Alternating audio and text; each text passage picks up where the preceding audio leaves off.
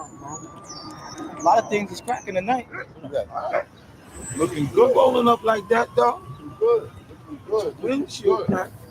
Who that? Family. What's up, man? What's going on? Everything good? Hey, man, things is good, man, but I need a favor. Things is heating up. I got to go out of town, take care of some business. I need you to look after the wife for me. You know me, man. I trust you. Know that. Got you, man. Whatever you need. All right, now. All right? You just take this ride with me, all right? Let's do it.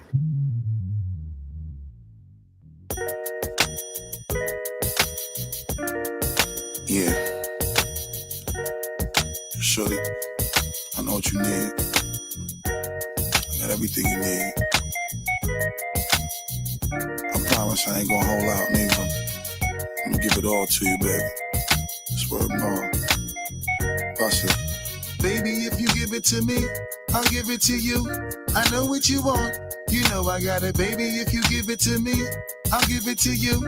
As long as you want, you know I got it. Baby, if you give it to me, I'll give it to you. I know what you want. You know I got it, baby. If you give it to me, I'll give it to you. As long as you want. We've been together for a few years, shed a few tears, called each other nicknames like Sugar Plum and Pooh Bear. I'm always on the road, hardly ever home, always busy this, busy that, can't talk on the phone. I know you aggravated, walk around frustrated, patience getting short, how longer can you tolerate it? Listen, ma, I'm just motivated, I do this for us, stuck on the grind, trying to elevate it. Hey, yo, to really be honest, you stuck with me through my whole struggle, can't even express through words how much the kid loves you. I'ma stand as a man, never above you. I could tell that you different from most, slightly approach you. And the ill shit about it, we don't sex every day, but when we sex, we tease in a passionate way. Love the way you touch it, those little elaborate ways. Got the guard feeling released to relax for the day. It's on you, baby, mom. If you give it to me, I'll give it to you. I know what you want. You know I got it, baby. If you give it to me, I'll give it to you.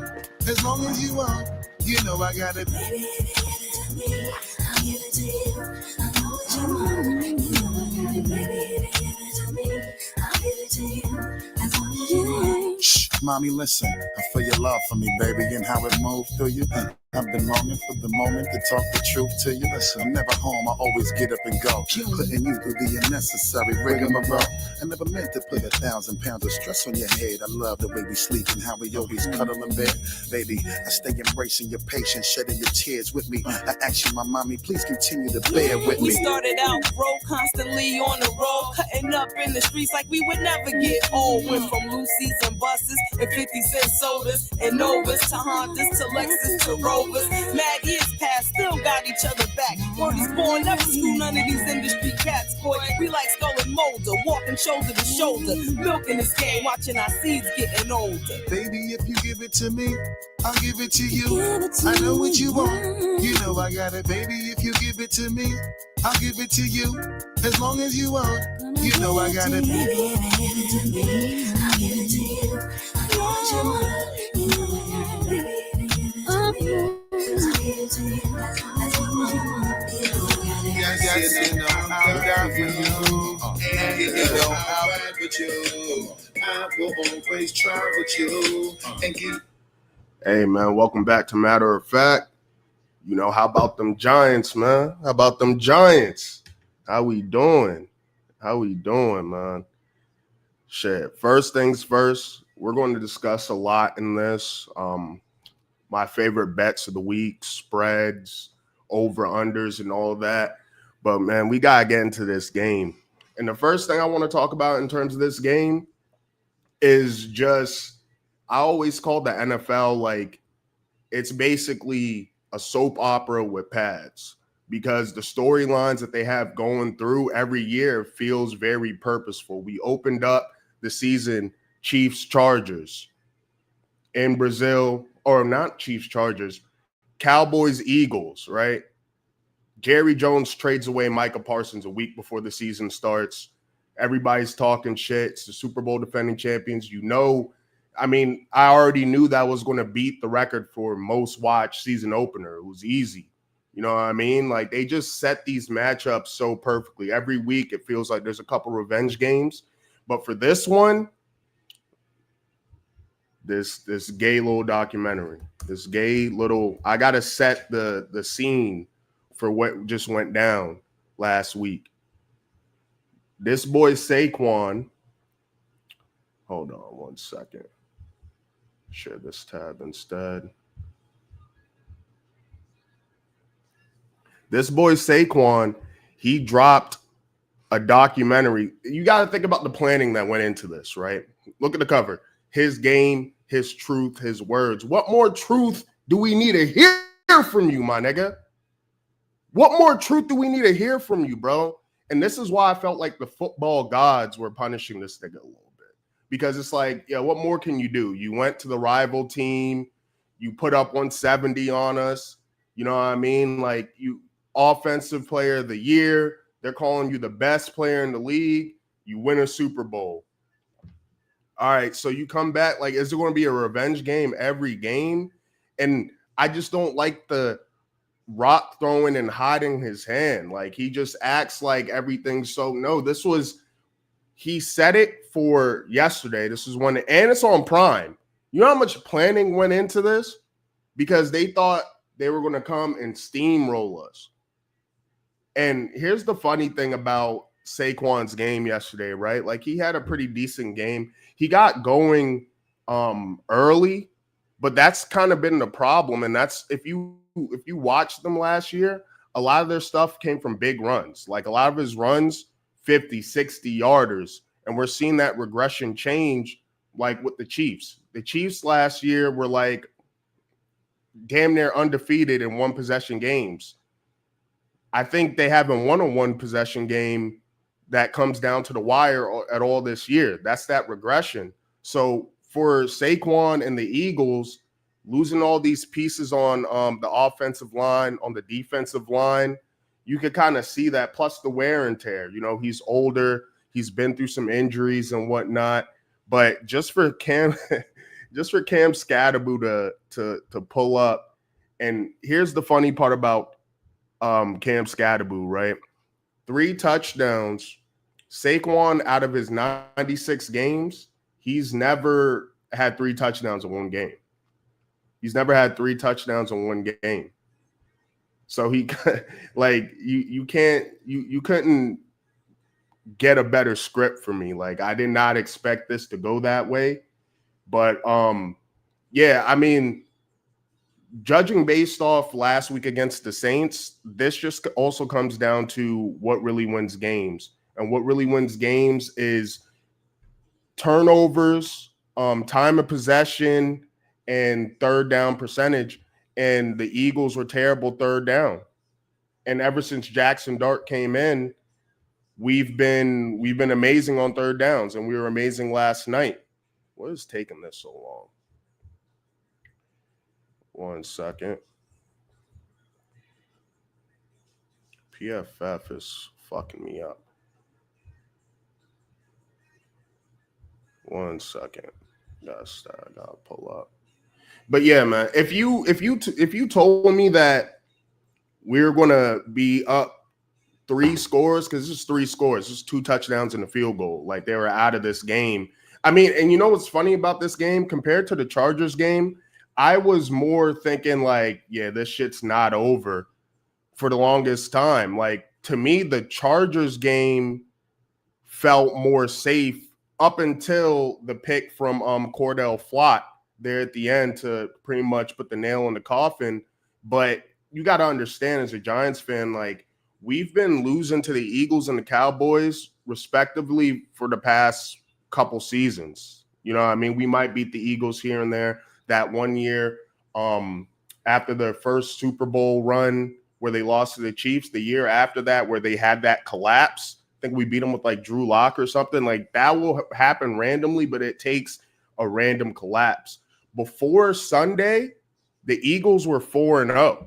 You got to realize it's a short week. So they just lost to the Broncos close, and now they're 4-2.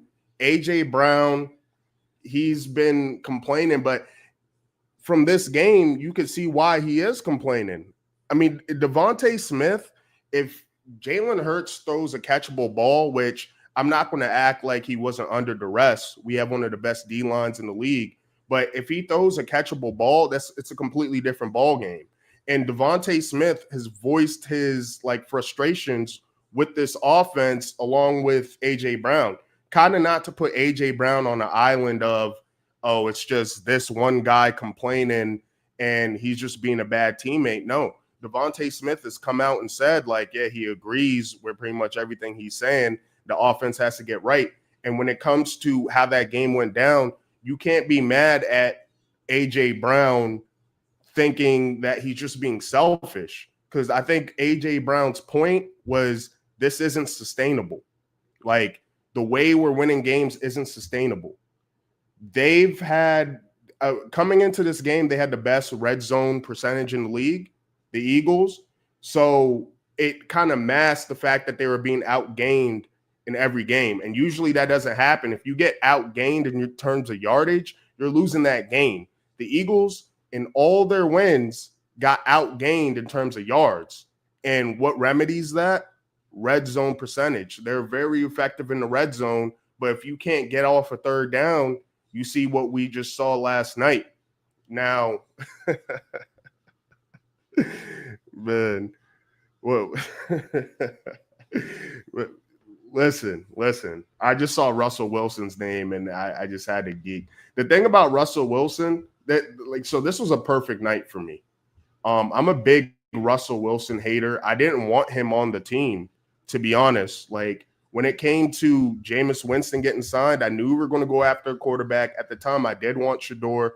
That changed once I got to see more of Jackson Dart's tape and kind of saw that he wasn't really just attached to his Lane Kiffin offense and he couldn't run an NFL-style offense and all that. But I knew we were going to get a quarterback. I felt like Jameis Winston was good enough. I feel like can you imagine what Jameis Winston would have put up against that Cowboys secondary? Like, I feel like he's competent. Even when Russell Wilson came in the game last night, I felt like Jameis Winston just gives us a better shot. Like, I get nervous with Russell Wilson, him having the ball at all. And I feel like, and listen, I said from the end of that Chiefs game, I knew that he was going to get benched because I knew when Daniel Jones was going to get benched. Daniel Jones was going to get benched after Daboll opened up the playbook and he wasn't able to hit some of these like more advanced plays, because that year that Daniel Jones went to the playoffs and we beat the Vikings, it was he only had 15 touchdowns that year. We went 9-7, and shout out to what he's doing on the Colts, but he clearly saw that he wasn't it. So with Russell Wilson, the time I knew he was going to get benched is when he threw it out the end zone against the Chiefs. It was 4th down, and you got to have it. We're down 2 scores. You might as well throw, even if it's not schemed up well for the wide receivers, you have to throw it up and see who could get it, whatever. He throws it to the tunnel. You know why? Because Russell Wilson cares about his stats. He wants to protect his stats, which is why when people talk about Russell Wilson, they're bringing up his touchdown interception ratio in Denver. Denver paid for Russell Wilson not to be on the team anymore. Like, they didn't even want to give it a chance. Sean Payton, it was highly reported that he was in the Bo Nix. He didn't want to roll in with Russell Wilson and Bo Nix.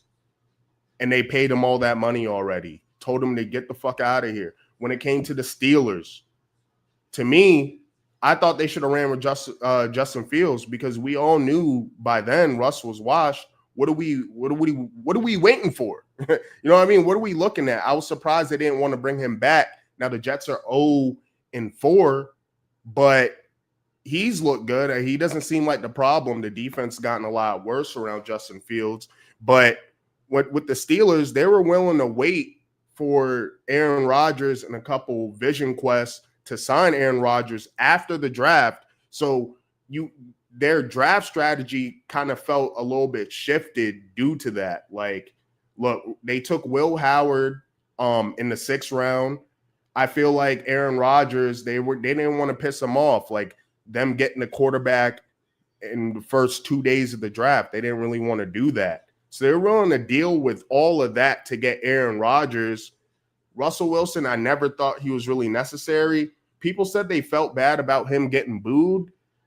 I mean, I don't. You know what I mean? Like, I don't think he should have started from the jump. I don't think he should have started from the beginning. I feel like his presence, it makes teams feel like they have to start him because he's such a big figure now. It's like he's getting playing time due to status and not his play on the field. So I can't really feel bad for it. Plus, like, we saw how you were acting when you thought you were him. You thought you were him after you left Seattle and you came through. You had your own parking spots. You had your own office. You hadn't played a snap yet. And they're rolling out the red carpet. Did Brady do that in Tampa when he already had 6 rings? No. So I can't feel bad for that. To be honest, I'm mad he didn't get traded to Denver. But anyway, back to the game, though. Jackson Dart, man. Jackson Dart. I remember week 3 against the Chargers, whenever we played the Chargers, I remember I FaceTime my mans. I was tearing up, bro. Because I just knew he was him. I could tell Jackson Dart was him. You could just tell, bro. You could just tell. And I had some of my friends hitting me like, look, it's just one game. I've seen enough, because he was doing shit like this in preseason. I just wanted to see it in a real game against this tough defense with Jesse Minter, who they're acting like is prime Bill Belichick, or he's Brian Flores on steroids. I want to see against a real NFL defense, an undefeated team, Chargers with real playoff aspirations, coached by Jim Harbaugh, who's a real winner. And he did that. And I saw enough. It's the little things that stand out when you could tell a quarterback's not it. When it comes to Tua, you could tell he's not it. Like, it's just certain little things, certain little aspects, and quarterback is clearly super hard to predict. Obviously, this is why Brock Purdy was Mr. Relevant, last pick of the draft. But when it comes to Jackson Dart, what really stands out with him is really, it's just his pocket awareness and his elusiveness. When it comes to like Pat Mahomes and Lamar Jackson, Justin Herbert, Josh Allen, Joe Burrow, even Jaden Daniels, it feels like when they're out of the pocket or when they're improvising, it's just the sky's the limit. You don't feel like they're about to get smacked and get hurt, even though he does have to be careful. And even where the play where he had to go to the blue medical tent, it wasn't anything crazy. It's not like he took a big hit. It was kind of a routine type of play. So that one wasn't too bad. But when it comes to these elite quarterbacks that are able to improvise, that's the new game that we're in. We're not doing the statue quarterback. You're not going to see a really Jared Goff prototype. You might see that in Garrett Nussmeier, but even him, he's kind of falling down draft stock exponentially. So it's just knowing when to leave the pocket and being able to throw and not putting your head down. That's the problem with Caleb Williams last year. He would put his head down. He's not scanning the field at all. Jackson Dart looks like a vet out there scanning the field on the run. So you don't know if you could really let up in the backfield, because he's faster than he looks. And it's not just because he's white or nothing. Like, every time, like even with the first rushing touchdown that he had, it didn't feel like, because we haven't seen him like that, it didn't feel like he was about to score right there. But he did say he models his game after Jalen Hurts, and you can kind of see that. But he looks a little bit more elusive than Jalen Hurts. You know what I mean? And beyond that, that's nice, right? The off the script, sideline throws and all that. But what are you doing in the pocket to extend the plays? He's doing that phenomenally. Like, the ball placement with Jackson Dart, he looks like a 5-year, 10-year vet. That's just what he looks like. That deep corner route, not deep corner route, that to little Jordan Humphrey. By the way, Eagles fans, I can't fade y'all, man. The amount of Eagles fans I've seen talk about their injuries. So they didn't have Jalen Carter. By the way, Jalen Carter, when he spit on Dak Prescott and he went out for the game in the season opener, you're still able to take care of Dallas, and Dallas is better than people thought at this point. Like, they're better than what people thought. So during the game, they lose Quinyon Mitchell. During the game, Reed Blankenship gets banged up. All that's cool, but Jackson Dart is doing this without Malik Neighbors, obviously out for the year. Darius Slayton, he's looking washed, whatever, but he's still, with Neighbors out, he's our wide receiver 1. So that's your wide receiver 1, wide receiver 2. Can you picture Jalen Hurts playing out there without A.J. Brown and Devontae Smith? Just Dallas Goedert and, Saquon, which we'll get to Saquon to see. I'll give my thoughts on how he looks this year and if the wear and tear is really getting on him. But, yeah, when it comes to the injuries, man, everyone's dealing with injuries. The Chargers, they went from looking like world beaters to looking extremely beatable week to week because they lost Rashawn Slater, and then Joe Alt came out in the Giants game, and I think they're up to their backup center.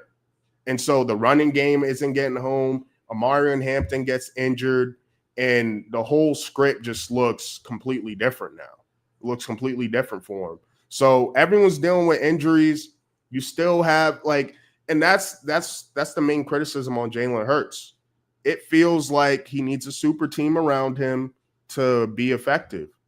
Now, he's a good deep ball thrower. I'm not going to put everything on him. He can't miss deep throws. We've seen Pat Mahomes miss plenty of deep throws this year, but this was a gotta have it game.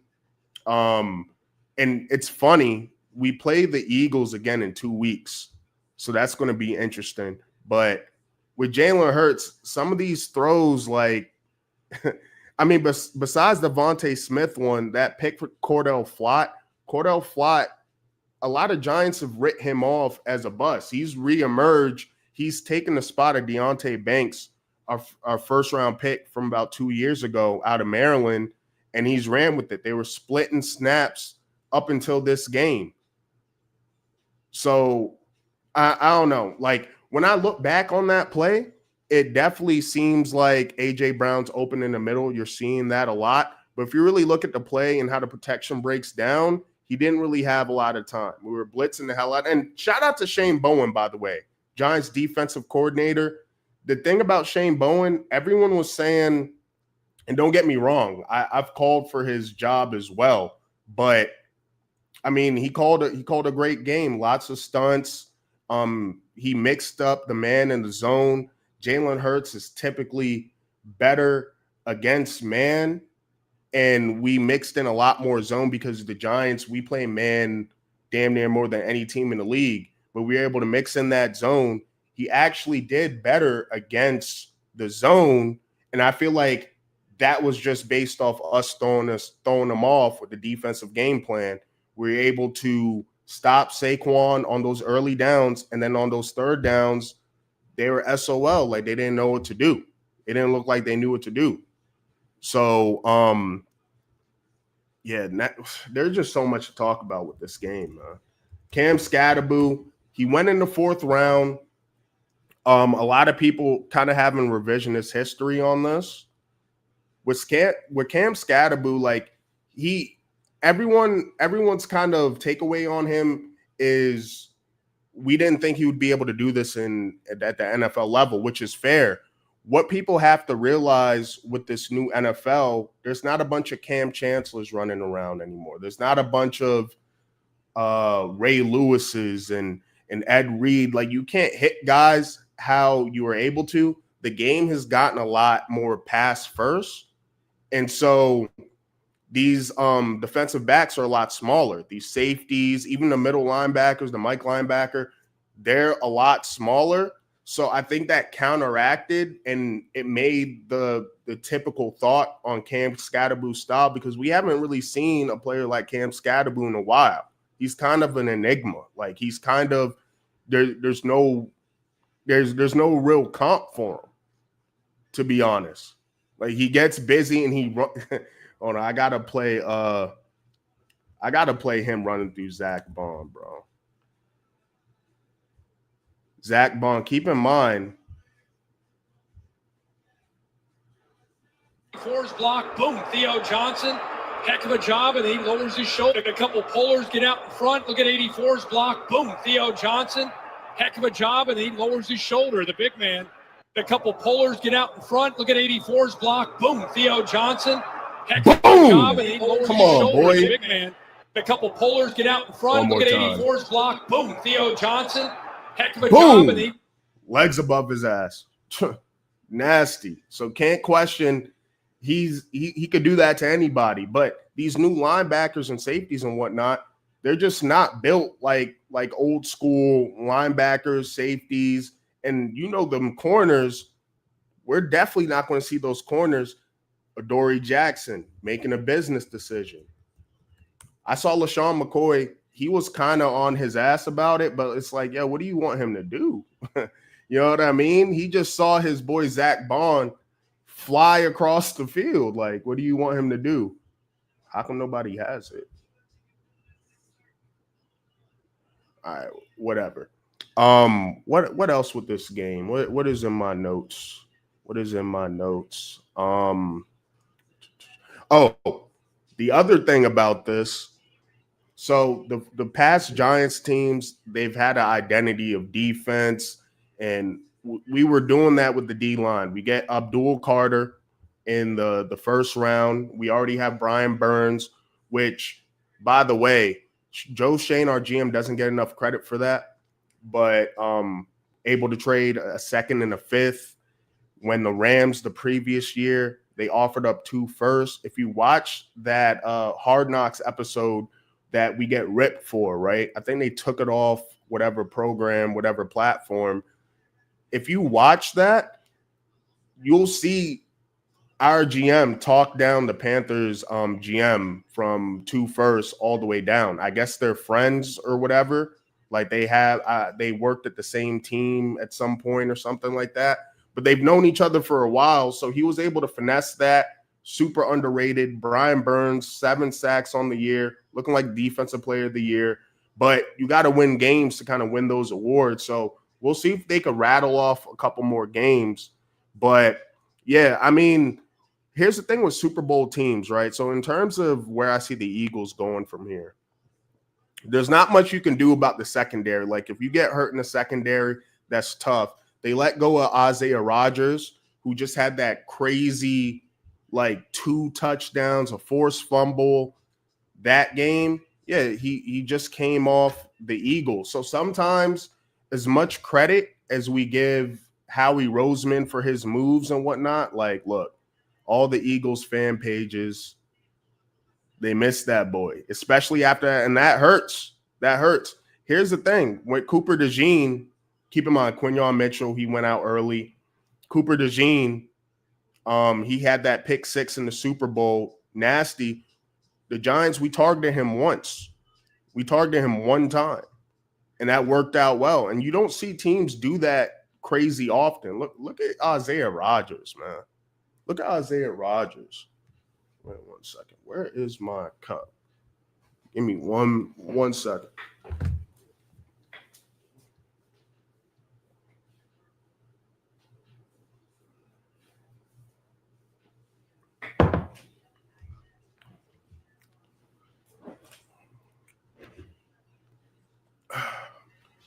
But yeah, Isaiah Rodgers, they could really use him right now.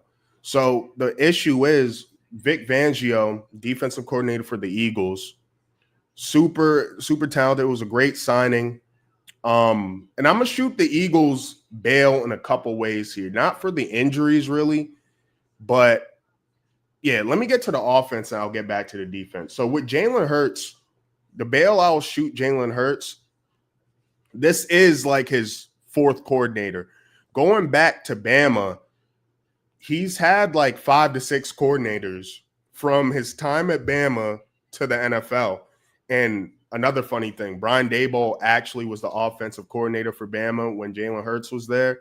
So I'm telling you, man, stop Daboll, his job should be safe. Without him, we don't pick Jackson Dart. I don't know if you guys know that, but the front office wanted Shador, and this is what we brought him here for. And I think that's the issue you see with Jalen Hurts' situation of this carousel at offensive coordinator. With this carousel at OC, now Kellen Moore, he's on the Saints. That's their Super Bowl winning OC that they just had. So they have to learn a new offense.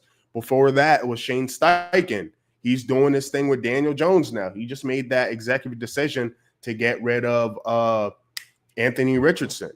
And honestly, I'm planning on making a tier list video for Anthony Richardson landing spots because, I mean, Daniel Jones, Indiana Jones, that shit just goes too crazy. Like, they're not going to move off of him. I think Anthony Richardson, his time over there is pretty much done. When he came into the game, was it last game, like late game, he had a crazy like run, but that's just the story of his career right now.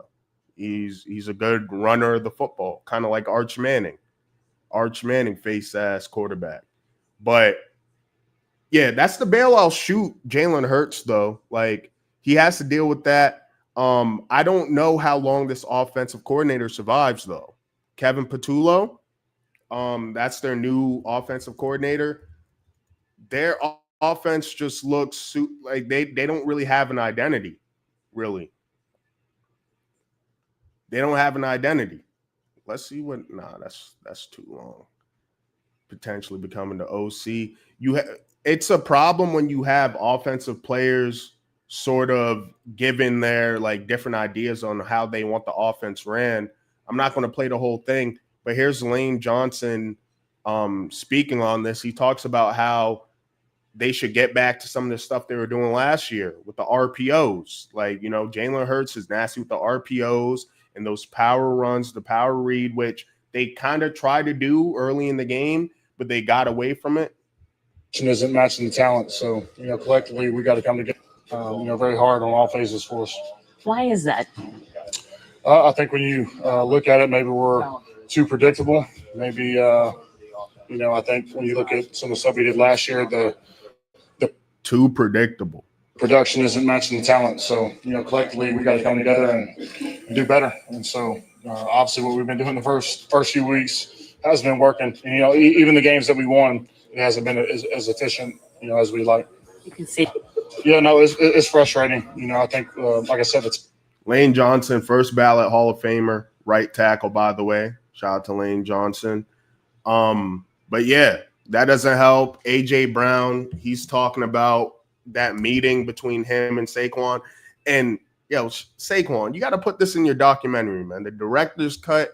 You got to put Cam Scatterboo in his first couple starts. Keep in mind, Cam Scatterboo was hurt in the preseason. Like, we didn't really see him. I didn't know when we were going to see him, which is why he fell in fantasy drafts, which, by the way, I'm going to get to the fantasy aspect of all this, who you should get from the Giants now that we're pretty sure Jackson Dart's a hit, right?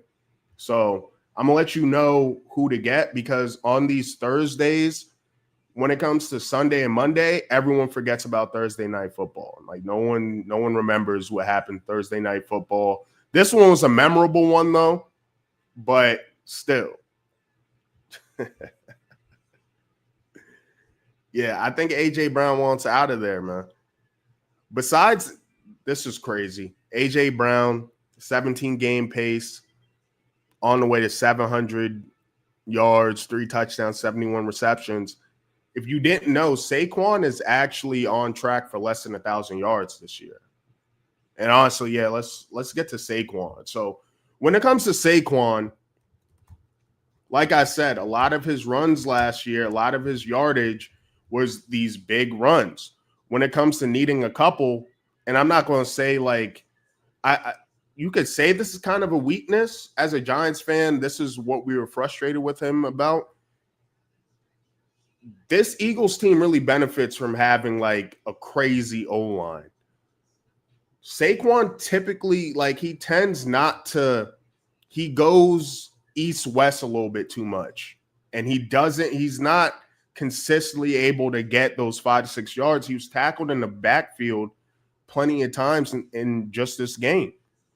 And so he put up 58 yards. If you had him in your parlay, he's not getting you.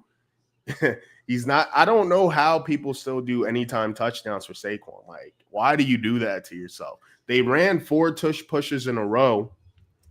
And honestly, you can tell the tush push is going to get banned. It feels like.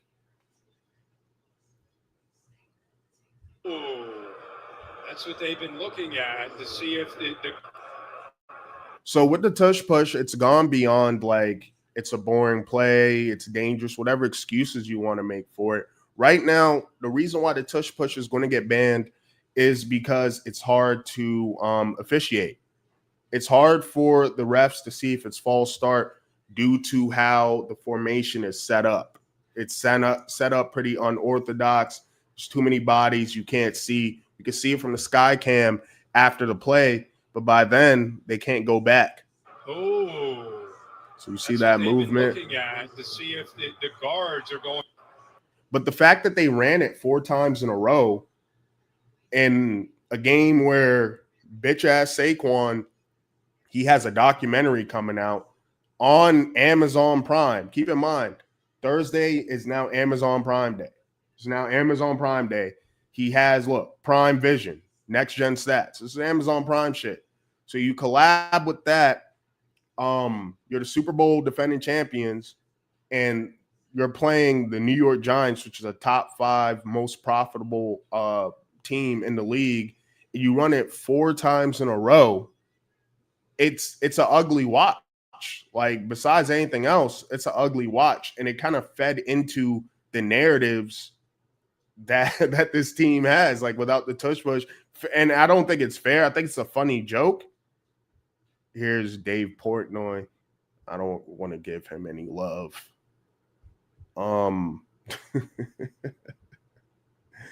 See, perfect. I don't like the tush push. 20% because it's boring, 80% because it's impossible to officiate. Like I said, the majority of its dominance is simple, blatant cheating. Yeah, man. I mean, and don't get me wrong, right? The counter argument for the tush push is if it was that easy, everyone could do it. Clearly, it's a Jalen Hurts thing. So that's another ode to Jalen Hurts, because he's the strongest quarterback possibly ever. That's the he squats 600 pounds. So part of it is it's coming straight from him. So other teams can't really do that. We don't all have Jalen Hurts on rosters, but still, like I just feel like they know it's going to get banned. It didn't get banned last time. It came down to a vote, but they're going to re-vote, and I think this joint's done. They can't do anything about it now, and I think they're going to take advantage, and they're going to continue doing shit like that. But like I said, I think this OC is done. Curious to see what they do, because I don't know who's going to be available. Might have to learn a new offense, or you're just going to promote internally. I don't know what all that solves. What else do I have here? Vic Fangio.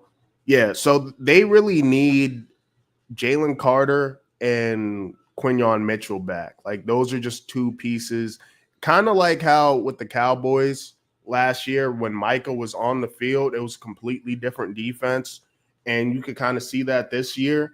They need those players back. But at the same time, y'all just won a Super Bowl. It's like when the Rams sold out for that Super Bowl. They're very top heavy. Right now, they're very top heavy. They had to get rid of CJ Gardner-Johnson, who seems like a good, like, all right, you could dip. But Isaiah Rodgers, Milton Williams, like, they got rid of a lot on their D-line. So they're going to need Jalen Carter back.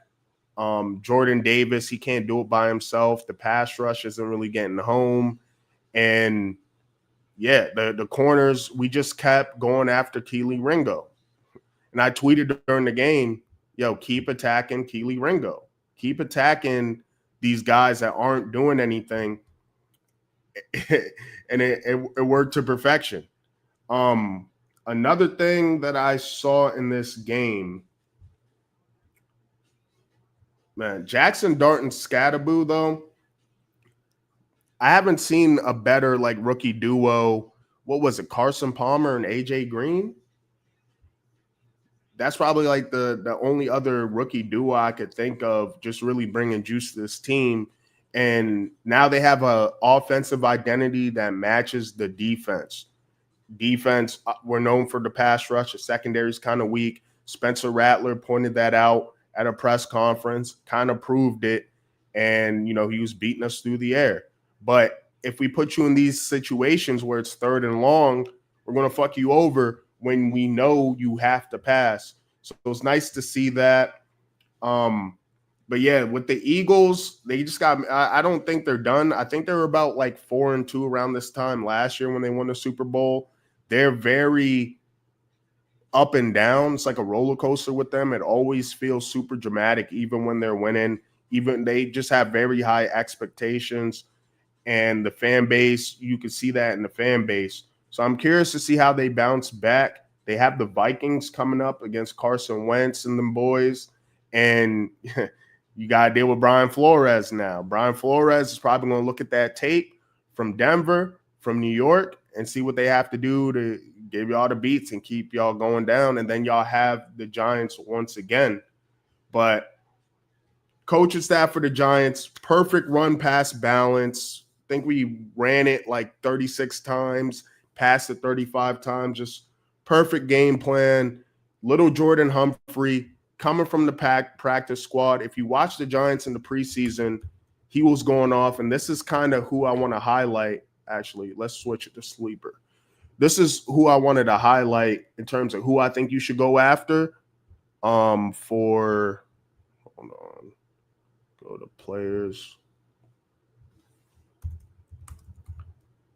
Now, the thing with little Jordan Humphrey, he's a vet. He's been in the league for a while, but the Giants, we don't have any other players like this. And he has chemistry with Jackson Dart. You saw that in the preseason. You got to think about it. Russell Wilson, he was practicing with the ones plenty of times. And so they get good with these practice squad guys. You kind of saw this. It kind of felt like the 49ers game last week that they won on the back of Kendrick Bourne and Jake Tungus and just randoms. Little Jordan Humphrey is the Kendrick Bourne here, except there's no Ricky Pearsall coming back to vulture the work. There's no Jawan Johnson. I mean, if you want to count Darius Slayton, but he played 80% of the snaps. He was targeted 8 times and 55 yards. He's a deep threat. He's a big body. He's a safety valve along with Theo Johnson. So I think they continue to they got to sign him outright. So I don't think they're going to really have to elevate him from the practice squad. But I would keep an eye on little Jordan Humphrey, use a decent amount of fab for him. Probably won't have to use much. Like I said, Sunday, Monday comes, there's going to be more pop and waiver wire options. But people are high on Jackson Dart in this offense now, so people are probably going to be targeting some of the offensive skill positions. Like, think about it. When it comes to the Browns or the Panthers, you don't really want to get their skill position players because the offense isn't good. This Giants O-line with Andrew Thomas looks night and day. With J.J. McCarthy, he got his first start without Christian Darrisaw. That's really important to keep in mind. When it comes to the Giants, Andrew Thomas just solidifies this line. When it comes to the injuries, our starting center went out, and I forgot about that until today. Until this morning, I forgot, and that's just a great sign. It means the backup center came in, did his job, didn't allow any pressures. But, yeah, little Jordan Humphrey is who I would do. Besides him, Jalen Hyatt, he actually came in the clutch a couple times. I wouldn't really spend anything on him, though. Like, if you're in a fab league, when it comes to Jalen Hyatt, you could probably get him for free. He only played 44% of the snaps. He's a burner. He's a Biletnikoff winner from Tennessee. He played with Hendon Hooker. I don't know where Hendon Hooker is anymore. I don't think he's on the Lions. But Yeah, his problem is he's not a great route runner, but he was making some clutch catches. Like he was, if we could just get some more confidence in him, and that's the thing about getting a franchise quarterback, it changes everything. It kind of seems like a pattern throughout the league now. CJ Stroud with the Texans, from like worst to first. Jaden Daniels in Washington, it seems like Jackson Dart's that guy. And when you have somebody that has that ball placement ability and is able to scramble out the pocket and improvise, and every play is alive. And I think, yeah, we actually, and obviously the rest of the teams haven't played, but we lead the league in first downs. If you're continuing to get first downs, that's an offense you want a part of, because it's just more opportunities for that offense. You don't want teams, and if you're an A.J. Brown owner, you probably feel this, where it's just, all right, 3 and out, done for. You know what I mean? Fucks up time of possession, fucks up a lot of shit. So Jalen Hyatt would be a stash option for me. If you are a Tyrone Tracy owner, you're definitely feeling it right now. I saw him dropped in the sleeper league, actually, I think. No, it was in my ESPN league. But Tyrone Tracy, if you drafted him before Cam Scadaboo, so you're kind of blown about that most likely. He is coming off an injury, so I wasn't expecting much from him in this game, but due to the lack of receiving options, he should be a decent option in the passing game, because we don't want to run Cam Scadaboo in the ground despite how good he looks. That's why even when he wasn't in the game, you saw Devin Singletary when Tracy was out. You saw a little bit of Devin Singletary last night. So Tyrone Tracy, you got to remember, he's a former receiver turned running back. You know what I mean? So he has fresh legs for the most part to play the position, and he's used to running routes. He's a former wide receiver. He became a running back at Purdue his final year. So Tyrone Tracy, I would just wait and see how he's using this offense. We have a tough schedule, but the Patriots were probably looked at as an easy layup on schedules until they weren't. That's not an easy out anymore. So we have to see if the Giants could keep this momentum and keep it pushing to be an offense you could kind of rely on. But if that becomes the case, I think we see a lot more Tyrone Tracy, but you got to leave him on your bench. I wouldn't drop him, but yeah, that's that for that. What else? Giants defense, I wouldn't do it because of the schedule. You could stream them. I saw somebody start them this week, got you 9 points, but we have a tough schedule. Like, there's probably better you could do on the waiver wire, but if the offense, you got to play complementary football. So if the offense is benefiting the defense by being able to extend drives and keep the defense fresh, the defense is going to put out better performances. So I'm expecting some better performances. The Saints game, we had like 4 or 5 turnovers. I was telling Giants fans, relax. Like, you can't win that game. You're calling for Dayball to be fired off a game that wasn't really winnable. Like, we shouldn't be able to win that game. It says, honestly, the Saints should have really blew us out. Like, we should have lost a lot more to the Saints, but the defense was holding up. But it doesn't show with 1 point, lack of turnovers. We didn't sack them not once, which is rare. And Brian Burns leading the league in sacks, tied with Nick Benito off Denver, who the Eagles – actually, no, we play them next week. Damn. But then, okay, whatever.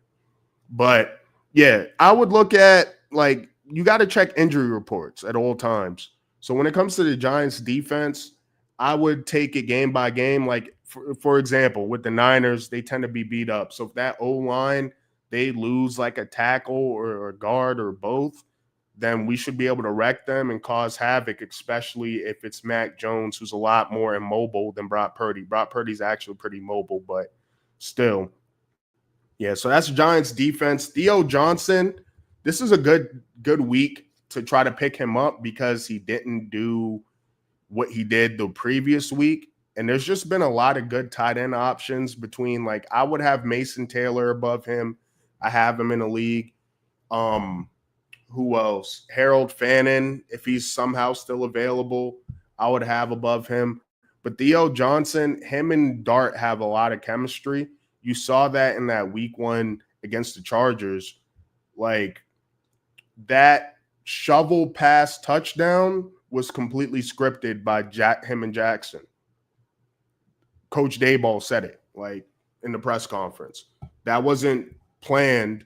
The way he sat right by the goal line, that was schemed up by him and Jackson Dart. Had 2 touchdowns the previous game, played 94% of the snaps, and I don't even know why he was playing 82, probably because Daniel Bellinger. But we're going to do a lot of 12 personnel, so he's going to be on the field plenty, especially when we don't have like a Darius Slayton, but it doesn't seem like that would matter.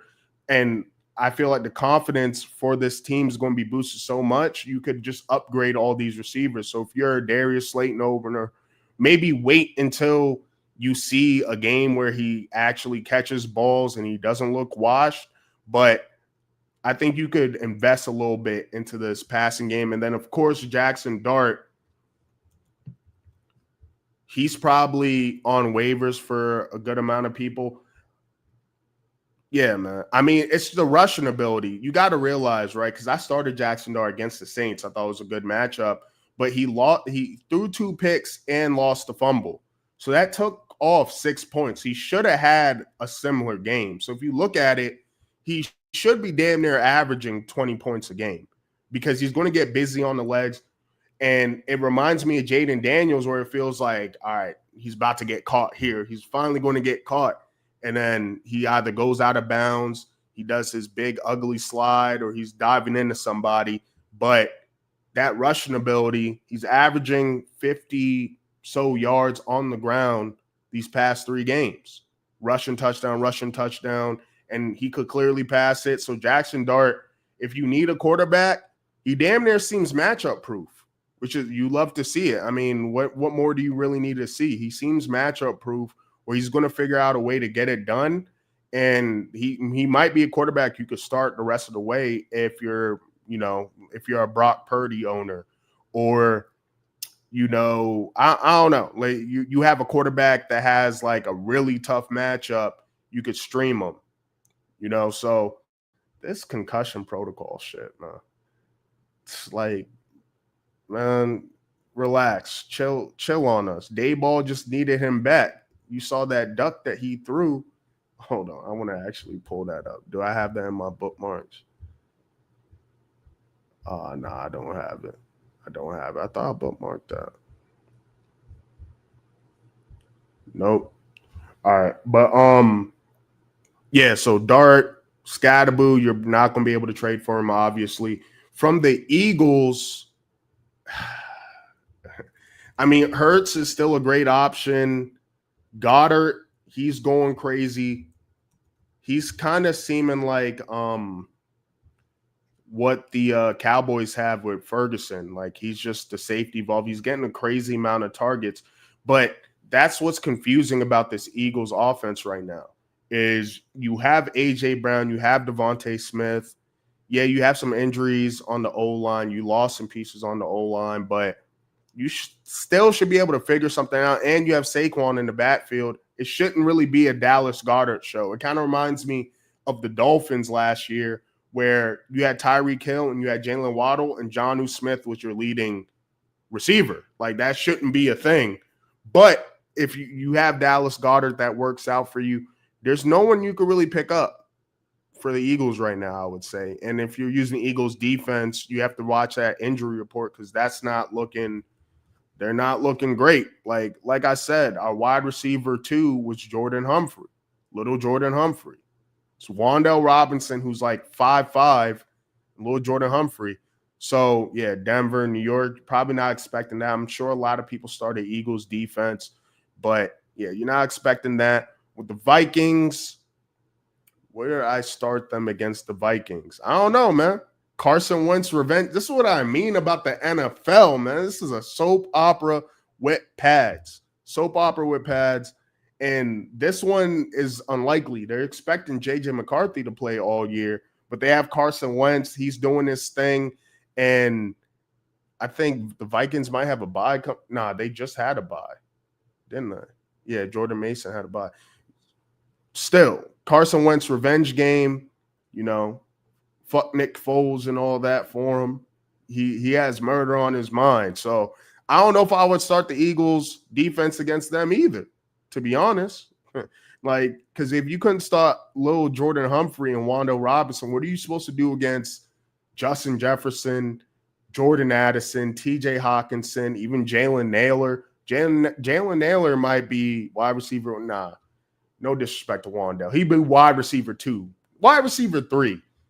Throw little Jordan Humphrey in there. I'm telling you, little Jordan Humphrey is going to be a steal for you in fantasy. I'm telling you.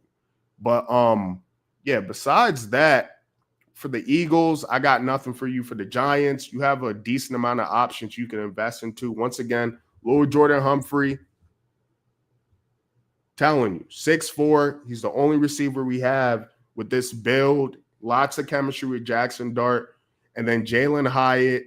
We're hoping we can see. He's rocking Odell's number, man. He's rocking Odell's number. He's rocking that number 13.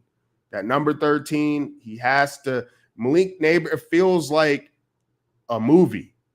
Malik Neighbors told you after he got hurt, like, yo, this is your opportunity. Even though you're older than him, this is your opportunity. Do something with it. So I think they're going to want to get Jalen Hyatt going because the way you see these teams operate, when they invest a decent draft pick in you or invest some money in you, they want to give you more rope. With Jalen Hyatt, we got him in the 3rd round. And once again, Biletnikoff winner, we were hoping he could be the Darius Slayton replacement. Really, he came in and replaced Darius Slayton. Hasn't been anything, but this is his chance. So it's a decent stash option before he potentially pops. But we want to see that snap count go up a little bit more, 44% of snaps. That's not really worth investing because we're kind of more of a smash mouth running team at this point. That's our offensive identity, is to open up the pass game, rushing in with Cam Scatterboo, design runs with Dart. Dart's improvising. So I'd probably want to see that at least up to like 60% of the snaps before he's a viable option. But he's good. And then Theo Johnson, he's on the field the entire time. And he could have had a way better game. He had that one ball that he dropped that was hard to catch for sure. So I'm not mad at it, but I'm glad he got involved towards the end of the game with a very clutch catch. And yeah, man, don't sleep on my Giants. Thibodeau, fuck the Eagles. Saquon, fuck your little documentary. Giants fans, you wanted him gone, man. I got this Thibodeau jersey right after I said, once he gets his first sack, I'm going to get that Thibodeau jersey. Got his first sack against Lamar Jackson and the Ravens. And then with Jackson Dart, I was going to get his jersey if he could do 2 in a row. He didn't beat the Saints, whatever. But if he could beat the Eagles, Thursday night prime time, keep in mind, Daniel Jones, I think he's like 0-16 for primetime games with us. Like, he was terrible prime time. Jackson Dart, first primetime game. Come on, man. Against the Eagles, the team that I hate the most, Saquon's gay little documentary. Jackson Dart jersey on the way, man. I got to get a Scatterboo jersey as well. But, yeah, man, what I'm going to do, I'm going to do my picks and whatnot tomorrow afternoon, probably around like 2 or 3. So I'll be back. I have a lot of good picks when it comes to especially that London game Sunday morning. I feel like that's a good way to get your bankroll up, is you hit on one of those games, 8:30, 9:30, whatever time zone you're at, and then you have a little bit of bankroll. I actually have a lot of good picks I like for that. What is that? Browns, Jets?